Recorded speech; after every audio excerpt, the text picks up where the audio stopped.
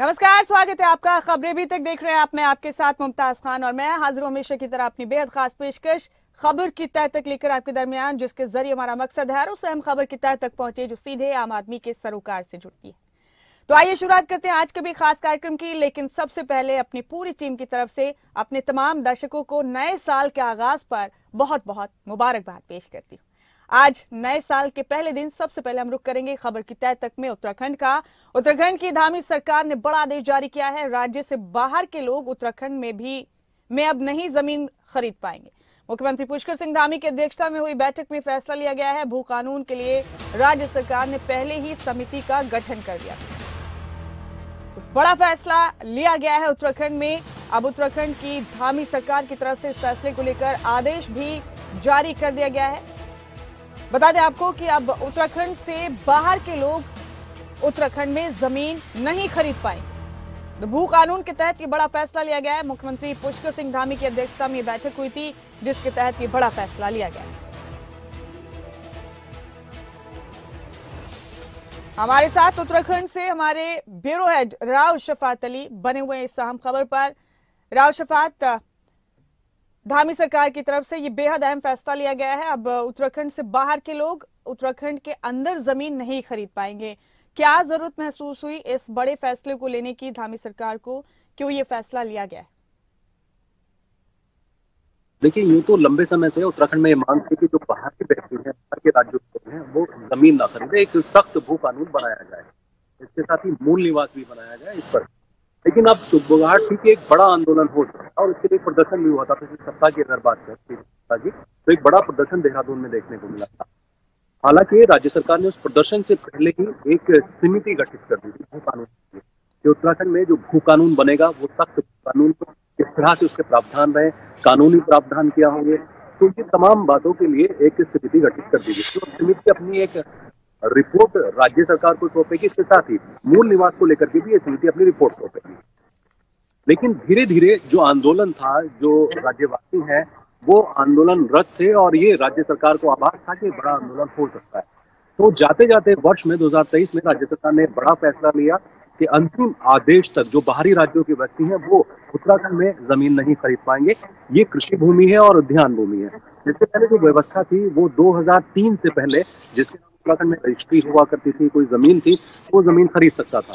लेकिन अब उसके बाद एक परमिशन दे दी गई थी कि जिला अधिकारी अगर कोई बाहर का व्यक्ति भूमि खरीदना चाहे कृषि के लिए, खेती के लिए या फिर उद्यान के लिए, तो जिला अधिकारी को ये अधिकार था, वो परमिशन दे सकते थे। उसमें हालांकि कुछ पॉइंट्स थे, 8 पॉइंट्स थे उसमें। उनको किसी पॉइंट्स में जो फॉर्म है वो फ्लिप करके देना पड़ता था कि आखिर वो किस वजह से उत्तराखंड में भूमि खरीद रहे हैं। क्या वो कृषि के लिए भूमि खरीद रहे हैं, उद्यान के लिए खरीद रहे हैं, रिजॉर्ट के लिए खरीद रहे हैं, तो अलग अलग पॉइंट्स उसमें थे।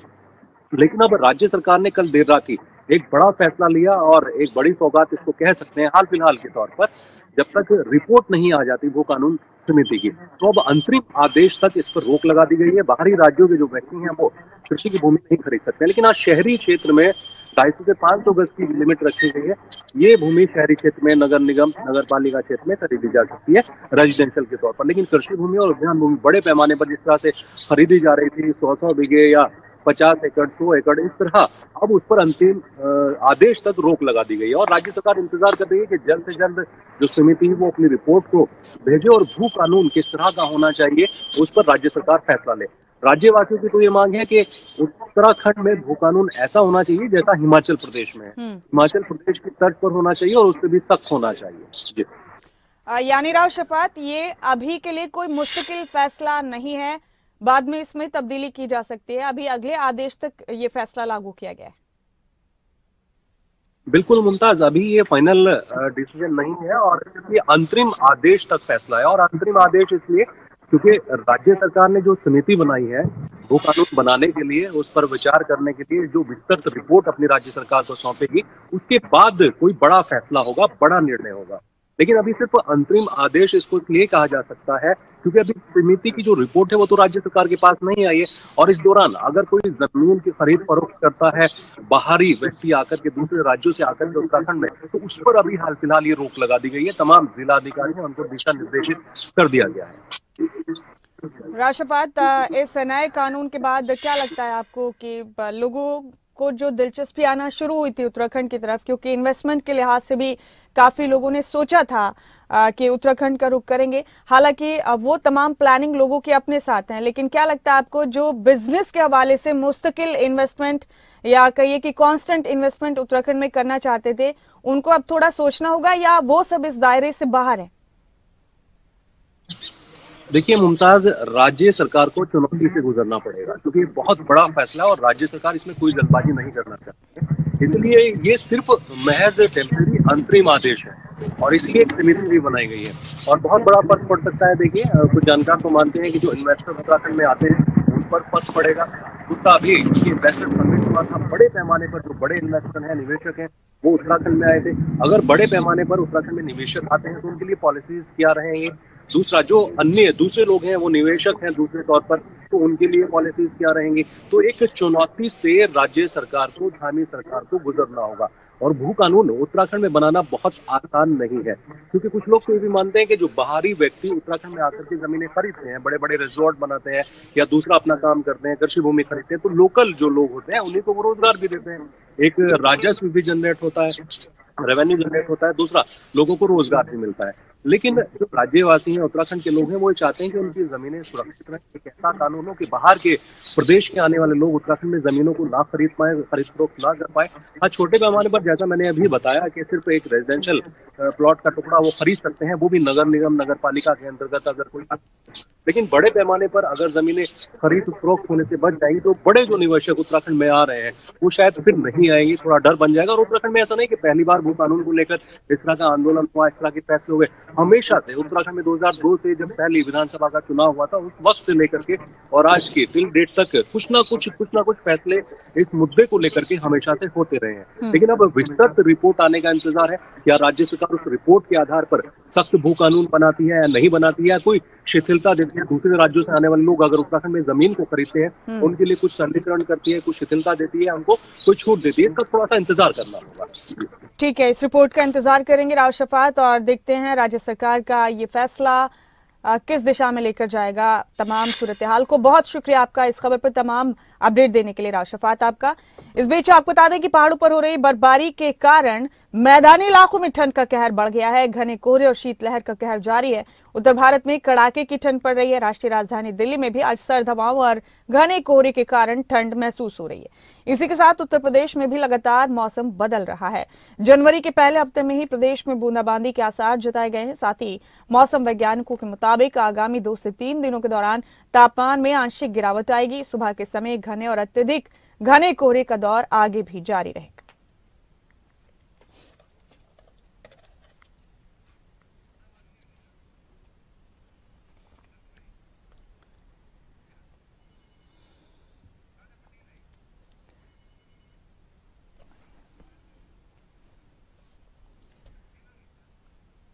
और इसी के साथ राजा पटेल दिल्ली से हमारे साथ जुड़ चुके हैं। राजा, दिल्ली और आसपास के इलाकों में घने कोहरे का अलर्ट जारी किया गया है और आने वाले 2 दिनों में तो घने से भी ज्यादा कोहरा हो सकता है। दिल्ली और आसपास के इलाकों में ठंड वैसे ही शदीद है। आप बताइए क्या हालात हैं अभी दिल्ली में ठंड और कोहरे के चलते?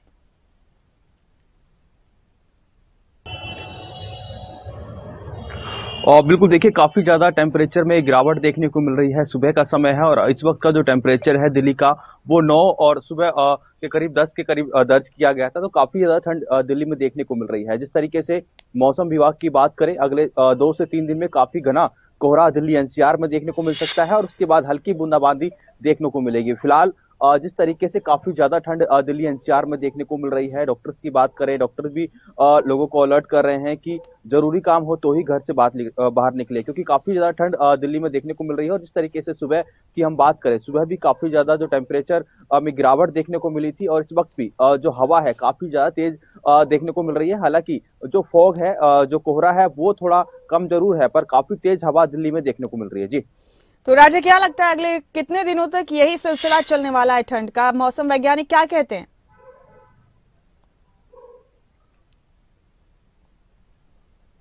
और बिल्कुल देखिए, मौसम विभाग के अनुसार अगले 2 से 3 दिन में जो ठंड है काफी ज्यादा बढ़ती हुई नजर आएगी। और कोहरे को लेकर जिस तरीके से दिल्ली एनसीआर और अलग अलग जो राज्य हैं वहां पर अलर्ट जारी किया गया है कि जो कोहरा है वो काफी ज्यादा देखने को मिलेगा अगले 2 से 3 दिन में। वहीं उसके बाद जो है हल्की बूंदाबांदी के आसार दिल्ली एनसीआर में जताए गए हैं। तो मौसम विभाग के अनुसार आगे आने वाले दिनों में लोगों को राहत नहीं मिलेगी और ज्यादा ठंड का प्रकोप दिल्ली एनसीआर में देखने को मिलेगा। जी ठीक है राजा, आप बने रहिए हमारे साथ। एक और अहम खबर पर आपका रुख करेंगे हम। बता दें अपने दर्शकों को कि राष्ट्रीय राजधानी दिल्ली में ठंड जैसे जैसे बढ़ती जा रही है, कोहरे का असर भी बढ़ने लगा है। इसका प्रभाव विमानों और रेल यातायात पर भी देखा जा रहा है। राजधानी दिल्ली में घने कोहरे के चलते कई फ्लाइट रद्द हो चुकी हैं, जिसके सबब यात्रियों को परेशानियों का सामना करना पड़ रहा है। राजा का रुख करेंगे एक बार फिर से। राजा, जाहिर सी बात है जब कोहरा होता है तो फिर उड़ानों में और ट्रेन की यात्राओं में भी कोई रिस्क नहीं लिया जाता है। कोहरे के सबब दिल्ली में कई उड़ानें रद्द की गई हैं, कई ट्रेन के भी रद्द होने की खबरें हैं। आप बताइए कब तक ये परेशानियों का सिलसिला जारी रहेगा? मौसम वैज्ञानिकों के मुताबिक कब तक कोहरे की वजह से लोगों की जिंदगी प्रभावित होती रहेगी?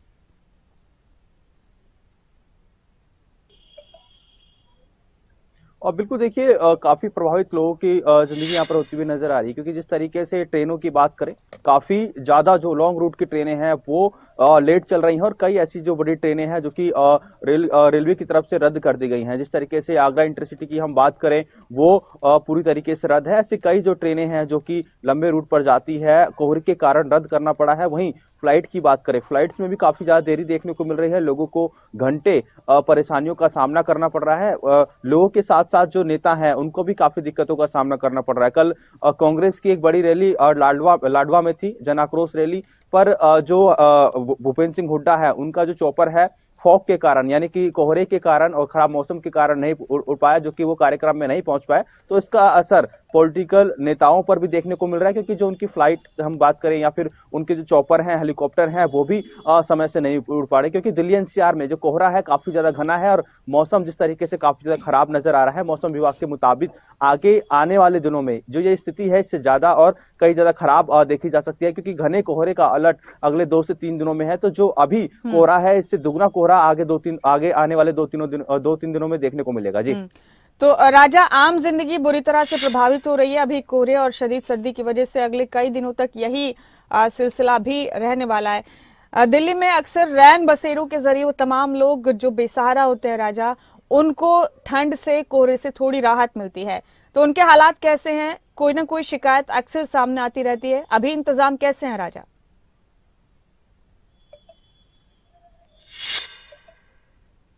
और बिल्कुल देखिए, दिल्ली सरकार की बात करें तो रैन बसेरों को लेकर पहले ही, दिवाली से पहले ही एक समीक्षा बैठक दिल्ली के तमाम अधिकारियों ने, मंत्रियों ने ली थी और रैन बसेरों को दुरुस्त करने की बात कही थी। जिस तरीके से दिल्ली की बात करें, दिल्ली के अलग इलाकों में जिस तरीके से रैन बसेरे हैं उस पर प्रॉपर तरीके से जो आम आदमी पार्टी के कार्यकर्ता हैं उन इलाके की, उनकी भी ड्यूटी लगाई गई है कि इस रैन बसेरे की देखरेख आप पूरी तरीके से करेंगे। तो दिल्ली में पूरी तरीके से जिस तरीके से बात करें, कई ऐसे इलाके हैं जहां पर कई बार शिकायतें भी देखने को मिलती है कि पर्याप्त गद्दे नहीं हैं, जो बिस्तर है वो काफी ज्यादा गंदे हैं। तो पर जिस तरीके से रैन बसेरों की बात करें तो दिल्ली सरकार भी ठंड को लेकर काफी अलर्ट नजर आ रही है और सभी जो दिल्ली में रैन बसेरे हैं उनको दुरुस्त करने का यहाँ पर प्रयास किया जा रहा है। जी बेहद शुक्रिया आपका राजा, इन तमाम जानकारियों के लिए बहुत बहुत शुक्रिया। और खबर की तह तक में अब हम रुख करेंगे हिमाचल प्रदेश का। नए साल के पहले दिन हिमाचल कैबिनेट की अहम बैठक होगी। मुख्यमंत्री सुखविंदर सिंह सुक्खू की अध्यक्षता में बैठक होगी। राज्य सचिवालय में सुबह 11 बजे कैबिनेट की बैठक शुरू होगी।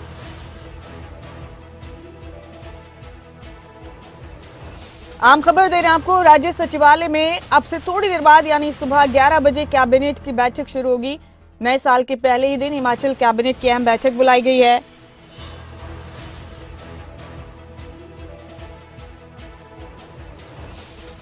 हमारे साथ शिमला से हमारे ब्यूरो हेड प्रदीप ठाकुर इस खबर पर सीधे जुड़ चुके हैं, उन्हीं का रुख करेंगे। प्रदीप, नए साल के पहले दिन सुक्खू कैबिनेट की बैठक बुलाई गई है, अब से थोड़ी देर बाद बैठक शुरू हो जाएगी।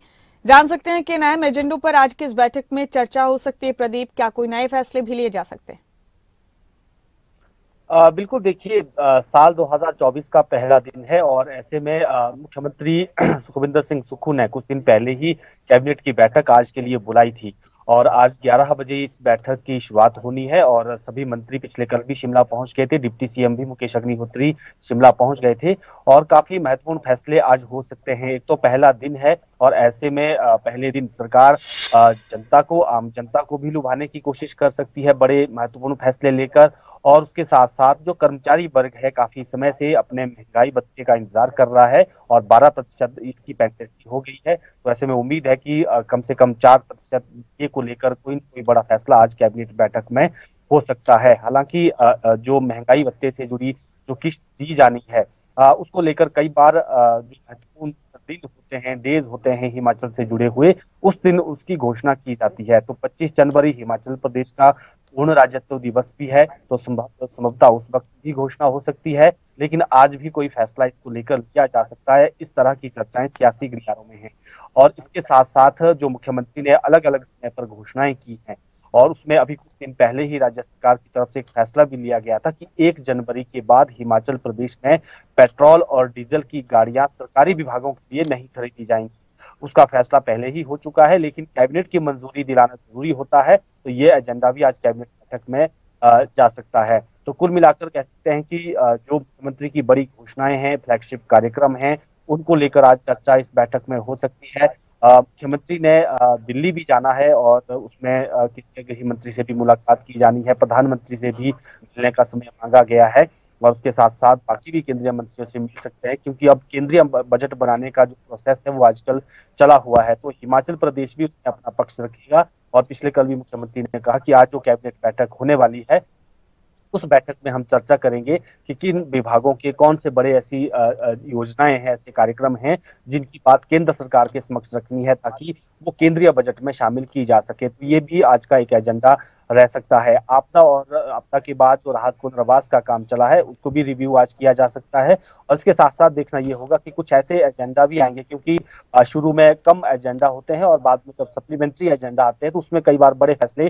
सरकार की तरफ से किए जाते हैं। तो पहला दिन है और हिमाचल की जनता को इस कैबिनेट बैठक से बहुत सारी उम्मीदें हैं। तो 11 बजे बैठक शुरू होगी और साल के पहले दिन मुख्यमंत्री काफी संजीदा नजर आ रहे हैं कि राज्य के लिए साल भर में क्या क्या करना है। बहुत मुमकिन है प्रदीप की लंबे वक्त का कोई लेआउट आज की इस बैठक में तैयार किया जाए। 1 साल तो पूरा कर ही लिया है सुक्खू सरकार ने और अब इसके बाद अगला 1 साल क्या हो उसको लेकर मोटे तौर पर एक लेआउट बनाने की भी तैयारी हो सकती है। प्रदीप बिल्कुल, देखिए जब सत्ता में कांग्रेस पार्टी आई थी और जब चुनाव हो रहे थे तो उस वक्त गारंटियों का जिक्र बार बार हुआ है और कांग्रेस पार्टी ने 10 गारंटियां दी थी और ऐसे में अब जो राज्य सरकार की तरफ से इन गारंटियों पर काम चल रहा है, 3 गारंटियों को पूरा करने का जिस तरह से राज्य सरकार ने काम किया है, उसके साथ साथ अब जो बाकी गारंटियां बचती हैं और साथ ही जो चुनाव घोषणा पत्र उस वक्त लॉन्च किया गया था उसमें इन 10 गारंटियों के अलावा भी बहुत सारे वायदे किए गए थे। तो उसको लेकर भी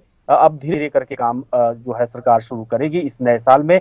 हमने पिछले साल भी देखा जब नई सरकार बनी थी, 1 जनवरी का ही वो दिन था 2023 का, जब सुखाश्रय योजना को मुख्यमंत्री सुखविंदर सिंह सुक्खू ने हिमाचल में लॉन्च किया था। निराश्रित बच्चों को एक आसरा जो है वो राज्य सरकार की तरफ से दिया गया था और उन्हें चिल्ड्रन ऑफ द स्टेट घोषित किया गया था। तो ऐसा ही कोई बड़ा फैसला आज पहला दिन है, तो उम्मीद है कि आज इस तरह का फैसला मुख्यमंत्री ले सकते हैं, क्योंकि आज जब बैठक होनी है लगभग 2 बजे तक ये कैबिनेट बैठक चलेगी। उसके बाद मुख्यमंत्री का कुल्लू जाने का कार्यक्रम है, फिर मनाली में अगले कल विंटर कार्निवाल का आगाज होना है, उसमें मुख्यमंत्री की शिरकत करनी है। तो उससे पहले भी यहाँ पर कुछ बड़े फैसले करके मुख्यमंत्री यहाँ से जा सकते हैं और पहला दिन है, तो अब देखना ये होगा कि गारंटियों को किस तरह से आगे बढ़ाया जाएगा। गोबर खरीद की जो बात हुई है कि अब 1 जनवरी के बाद लेकर पूरा प्लान तैयार किया जाना है कि गोबर खरीद हमने कैसे करनी है। दूध के जो रेट्स, जो दूध की लेकर गारंटी दी गई उसमें 6 रुपए के रेट्स फिलहाल बढ़ाए गए हैं, लेकिन जो असली गारंटी है कि 80 रुपए प्रति लीटर और 100 रुपए प्रति लीटर गाय और भैंस का दूध खरीदा जाना है। तो उसके लिए भी चर्चा हो सकती है, क्योंकि इस साल इन 2 बड़ी गारंटियों पर राज्य सरकार ने यानी सुखविंदर सिंह सुक्खू सरकार ने काम करना है। तो उसका क्या पूरा रूपरेखा रहेगी, उसका पूरा प्लान जो है वो आज तैयार हो सकता है। जी, बेहद शुक्रिया आपका प्रदीप इस खबर पर तमाम अपडेट देने के लिए। एक और खबर पर आपका रुख करेंगे प्रदीप, आप बने रहिए हमारे साथ। हिमाचल प्रदेश के मुख्यमंत्री सुखविंदर सिंह सुक्खू ने नए साल की मुबारकबाद देते हुए कहा कि हिमाचल वासियों को नव वर्ष की बहुत शुभकामनाएं। हम भगवान और देवी देवताओं से प्रार्थना करते हैं कि हिमाचल प्रदेश में अगला वर्ष समृद्धि से भरा हो। तो प्रदीप, जाहिर सी बात है आज नए साल का आगाज हुआ है और ऐसे में मुबारकबाद देने का सिलसिला भी जारी है। हिमाचल वालों को मुख्यमंत्री सुखविंदर सिंह सुक्खू ने शुभकामनाएं पेश की हैं और अगला वर्ष यानी जो नया साल शुरू हुआ है समृद्धि से भरा हो, खुशहाली से भरा हो, ऐसी उन्होंने दुआएं की हैं। प्रदीप, बिल्कुल, देखिए हिमाचल प्रदेश के लिए 2023 का जो वर्ष है वो अच्छा नहीं रहा। खास तौर पर आपदा की तौर पर हम बात करें तो बहुत नुकसान प्रदेश का हुआ है और इस आपदा से अब धीरे धीरे उबरने का समय आ गया है और उस दिशा में काम भी हो रहा है। तो ऐसे में मुख्यमंत्री पिछले कल हमने जब उनसे बात भी की, उन्होंने यही कामना की है कि जो पिछला साल है, जिस तरह से पिछला साल हमारा रहा है, अगला साल उससे बेहतर हो, खुशहाली वाला प्रदेश के लिए रहे। और पिछले कल मुख्यमंत्री जो एक परंपरा भी रहती है कि रिज मैदान पर एक बार टहलने के लिए जाते हैं, उनके साथ डिप्टी सीएम भी थे, कैबिनेट मंत्री विक्रमादित्य सिंह भी उनके साथ मौजूद रहे, रोहित ठाकुर, हर्षवर्धन चौहान और अनिरुद्ध सिंह, ये तमाम कैबिनेट मंत्री वहां पर मौजूद रहे। उनके साथ पर्यटकों से वो मिले और पर्यटकों के साथ उन्होंने बातचीत भी की। फिर वहां पर जो विंटर कार्निवाल था उसका कल समापन भी हुआ है, उस दौरान भी वहां पर मौजूद रहे। लेकिन अभी जो राज्य सरकार का अब अगला लक्ष्य यही है कि जो आपदा से हमें नुकसान हुआ है उससे प्रदेश को उबारा जाए और उसको फिर से पटरी पर लाया जाए। इस तरह का काम जो है इस साल होना है, लेकिन फिर से ऐसी आपदाएं ना आए, इस तरह की कामना भी देवी देवताओं से की गई है। मुख्यमंत्री सुखविंदर सिंह सुक्खू ने भी, सीएम मुकेश अग्निहोत्री ने भी, और उन्होंने भी कल बाकायदा आपदा का जिक्र किया और उसमें यही कहा कि हमें जो मदद चाहिए थी वो मदद हमें नहीं मिल पाई है।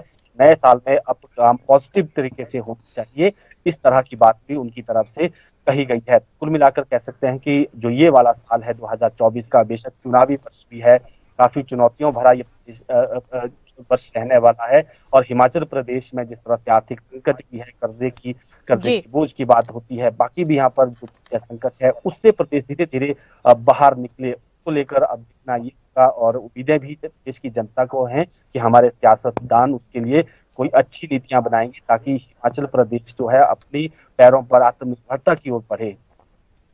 बेहद शुक्रिया प्रदीप आपका इस खबर की तह तक भी पहुंचने के लिए, बहुत बहुत शुक्रिया आपका। और आगे बढ़ते हुए आपको बता रहे हैं कि खेलों से आज हरियाणा के बच्चे देश और दुनिया में अपनी धाक जमा रहे हैं। आज हरियाणा के बेटे और बेटियां दुनिया के कोने कोने से खेलों में मेडल जीतकर हरियाणा का नाम रोशन कर रहे हैं।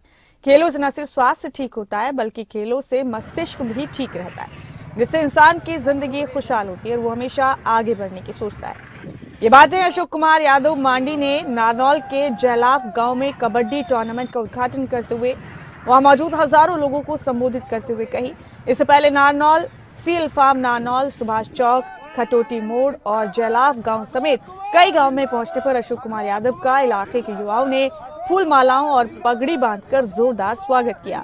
समाज सेवी अशोक यादव ने कहा कि उन्होंने हमेशा जनता की सेवा की है और युवाओं को आगे बढ़ाने का काम किया है। वो हमेशा इलाके के लोगों के सुख दुख में शामिल रहे हैं, जिससे क्षेत्र के लोगों का उन्हें हमेशा भरपूर प्यार मिला है।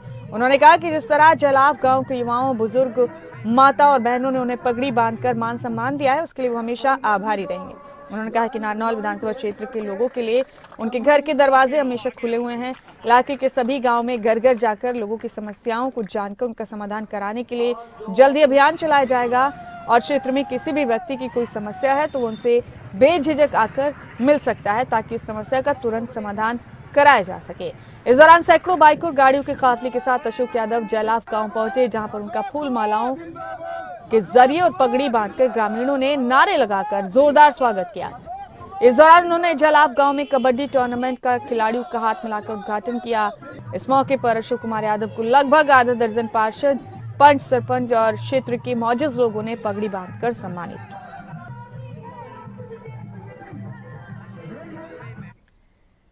इन्हीं तमाम खबरों के साथ फिलहाल इस बुलेटिन में इतना ही। मुझे दीजिए इजाजत।